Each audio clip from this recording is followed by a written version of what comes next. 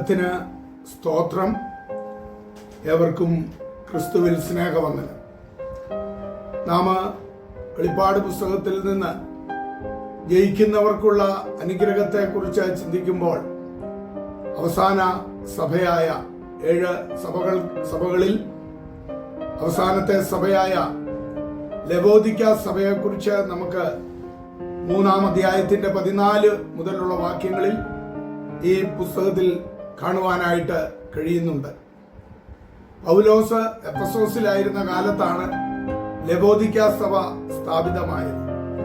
ഇവിടെ അതിന്റെ 14-ാം വാക്യത്തിൽ ലവോദിക്കയിലെ സഭയുടെ ദൂതന് എഴുതുക, വിശ്വസ്തനും സത്യവാനുമായ സാക്ഷിയായി ദൈവസൃഷ്ടിയുടെ ആരംഭമായ ആമേൻ എന്നുള്ളവൻ അരുളി ചെയ്യുന്നത് എന്ന് പറഞ്ഞുകൊണ്ടാണ് അവരുടെ പ്രവൃത്തിയെക്കുറിച്ച് മറ്റ് സഭകളെ പരാമർശിച്ച് പറഞ്ഞതുപോലെ ഇവിടെയും പറയുന്നതായിട്ട് നമുക്ക് കാണുവാനായിട്ട് കഴിയുന്നത്. ഇവിടെ ആമേൻ എന്ന നാമമുള്ളവൻ, ആമേൻ എന്നതിന്റെ അർത്ഥം പഴയ നിയമത്തിൽ അതെ ശരി തന്നെ എന്ന അർത്ഥത്തിലാണ്. എന്നാൽ ഇവിടെ ക്രിസ്തു വിശ്വസ്തനും സത്യവാനുമായ സാക്ഷി എന്നാണ് ഒന്നുകൂടി ഗൗരവപരമായ നിലയിൽ അവരെ പരിചയപ്പെടുത്തുന്നത്. ലവോദിക്ക സഭയെക്കുറിച്ച് നമ്മൾ പഠിക്കുമ്പോൾ ആ സഭ ശീതോഷ്ണാവസ്ഥയിൽ കഴിയുന്ന സഭയായിട്ടാണ് അവിടെ പറഞ്ഞിരിക്കുന്നത്. ശീതോഷ്ണാവസ്ഥ എന്ന് പറയുമ്പോൾ നമുക്കറിയാം, ചൂടുമല്ല തണുപ്പുമല്ലാത്ത ഒരു പ്രത്യേക സാഹചര്യത്തിലായിരിക്കുന്നതാകുന്ന അവസ്ഥ. ചൂടോ തണുപ്പോ ഇത് രണ്ടിലേതെങ്കിലും ഉള്ളത് നല്ലതാണ്. കാരണം വളരെ ചൂടുള്ള സമയത്ത് ആളുകൾ ഇച്ചിരി തണുത്ത വെള്ളം കുടിക്കുവാനോ അല്ലെങ്കിൽ അങ്ങനെയുള്ള ഒരു കാലാവസ്ഥയൊക്കെ ആഗ്രഹിക്കും. അതേപോലെ വളരെ തണുപ്പുള്ളപ്പോൾ അല്പം ചൂടുവെള്ളം കുടിക്കുവാനോ അങ്ങനെയുള്ള കാലാവസ്ഥയൊക്കെ ആഗ്രഹിച്ച് അത് പ്രതീക്ഷിക്കുന്നത് നമുക്ക് കാണുവാനായിട്ട് കഴിയും. അപ്പോൾ ഈ സഭയുടെ പ്രത്യേകത ചൂടുമല്ല തണുപ്പുമല്ല, ശീതോഷ്ണാവസ്ഥയിൽ കഴിയുന്നതാകുന്ന അവസ്ഥ. അഥവാ ഒരു വാട്ടവെള്ളത്തിന്റെ അവസ്ഥയാണല്ലോ നമുക്ക് ലൂക്വാം പോലെയുള്ള ഒരു വാട്ടവെള്ളത്തിന്റെ അവസ്ഥയാണ് ഇവിടെ നമുക്ക് കാണുവാനായിട്ട് കഴിയുന്നത്.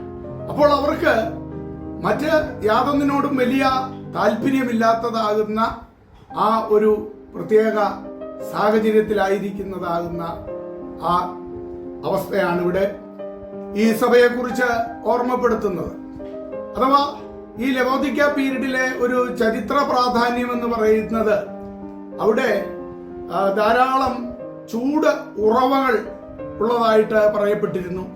അതിൽ നിന്ന് ചൂട് ഉറവയിൽ നിന്ന് വെള്ളം ഒഴുകി അത് മറ്റ് പല സ്ഥലങ്ങളിലേക്കും ഒഴുകുമ്പോൾ ആ ചൂടുവെള്ളം കുടിക്കുകയും അതിൽ കുളിക്കുകയും ഒക്കെ ചെയ്യുമ്പോൾ അത് ആരോഗ്യദായകമായിരുന്നു, സൗഖ്യദായകമായിരുന്നു എന്നാണ് അവർ വിശ്വസിച്ചിരുന്നത്.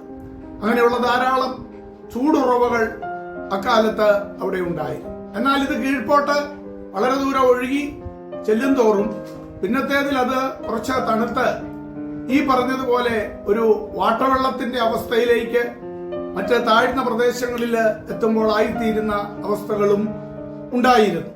അപ്പോൾ ഈ കാര്യം പറയുമ്പോൾ ആ ലവോദിക്കയിലെ വിശ്വാസികൾക്ക് അത് മനസ്സിലാകും. അതുകൊണ്ടാണ് കർത്താവ് അപ്രകാരം ഒരു ഉപമയായിട്ട് അത് പറയുവാനായിട്ടിടയായിട്ട് അവരോട് പറയുന്നത്. അതുകൊണ്ട് നീ ദരിദ്രനാണ്. അവർ ക്രിസ്തുവിൽ നിന്ന് ശരിയായ ആത്മീക കാഞ്ചനം അഥവാ തീയിൽ ശുദ്ധീകരിച്ച പൊന്നു വാങ്ങുവാനും ധരിക്കുവാനും വെള്ളവസ്ത്രം ധരിക്കുവാനും ഒക്കെയാണ്, ക്രിസ്തുവിൽ നിന്ന് ചോദിച്ചു വാങ്ങുവാനുമാണ് അവരെ ബുദ്ധി ഉപദേശിക്കുന്നതായിട്ട് നമുക്കിവിടെ കാണുവാനായിട്ട് കഴിയുന്നത്. അഥവാ അവരുടെ ഒരു വശത്ത് വലിയ സാമ്പത്തിക മുന്നേറ്റമുണ്ടായിരുന്നു. അവര് ആ വസ്ത്ര വിപണിയിലും അതേപോലെ കണ്ണിലെഴുതുന്ന ലേപനത്തിലും സാമ്പത്തികമായും ഒക്കെ ഒരു വളരെ മുന്നിലായിരുന്ന ഒരു കാലഘട്ടം ഉണ്ടായിരുന്നു. എന്നാൽ ഇവിടെ അവർ ആത്മീയ കാര്യങ്ങളിൽ ദരിദ്രരും നഗ്നരും കുരുടരും ആയിരുന്നു എന്നാണ് അവരെ നോക്കിക്കൊണ്ട് സഭയുടെ കാന്തൻ അവിടെ പറയുന്നത്. എന്നിട്ട് ഇപ്പോൾ താൻ വാതിക്കൽ നിന്ന് മുട്ടുകയാണ്. ക്രിസ്തു സഭയുടെ വാതിലിന് വെളിയിൽ ആയിരിക്കുന്ന അവസ്ഥയാണ് അവിടെ നമുക്ക് കാണുവാൻ വീണ്ടും കഴിയുന്നത്. അതുകൊണ്ട് ജാഗ്രതയുള്ളവരായിരിക്കുവാൻ, മാനസാന്തരപ്പെടുവാൻ ഒക്കെ ബുദ്ധി ഉപദേശിക്കുന്നു. ജയിക്കുന്നവന് ക്രിസ്തുവിന്റെ അവകാശത്തിലെ പങ്ക് ലഭിക്കുമെന്നും തന്നോടുകൂടെ സിംഹാസനത്തിൽ ഇരുന്ന് വാഴുവാൻ അവസരം ലഭിക്കുമെന്നുമാണ് ജയിക്കുന്നവരോട് അവിടെയും പറയുന്നത്.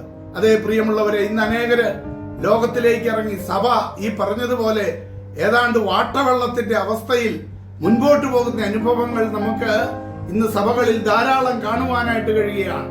ഒന്നുമല്ലാത്ത പരുവം. ഏതെങ്കിലും വിധത്തിൽ തങ്ങൾ തണുത്തിരുന്നുവെങ്കിൽ ഒരു ആത്മീയ ചൂട് പ്രാപിക്കണമെന്ന്, പ്രാർത്ഥിക്കണമെന്ന്, ആരാധനയ്ക്ക് പോകണമെന്ന് ഒക്കെ അവർക്ക് ആഗ്രഹം കിട്ടുമായിരുന്നു.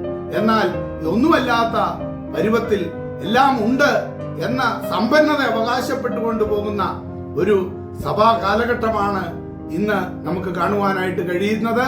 അതുകൊണ്ട് ഇന്നും കർത്താവ് അങ്ങനെയുള്ള സഭകളോട്, വ്യക്തികളോട് ഒരു മടങ്ങിവരവിന് വേണ്ടി ബുദ്ധി ഉപദേശിക്കുന്നത് ഈ സഭയോടുള്ള ബന്ധത്തിലും നമുക്ക് കാണുവാനായിട്ട് കഴിയുകയാണ്. അതുകൊണ്ട് നമ്മെ തന്നെ ഒന്നുകൂടി ശോധന ചെയ്തുകൊണ്ട് നമുക്ക് മുൻപോട്ട് പോകുവാൻ ഇടയായി തീരട്ടെ.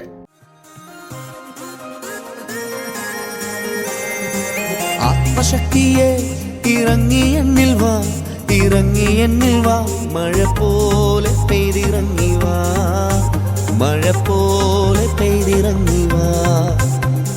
സ്വർഗീയത്തിയെ ഇറങ്ങി എന്നിൽ വാ, ഇറങ്ങി എന്നിൽ വാ, മഴ പോലെ പെയ്തിറങ്ങി വാ, മഴ പോലെ പെയ്തിറങ്ങി വാ.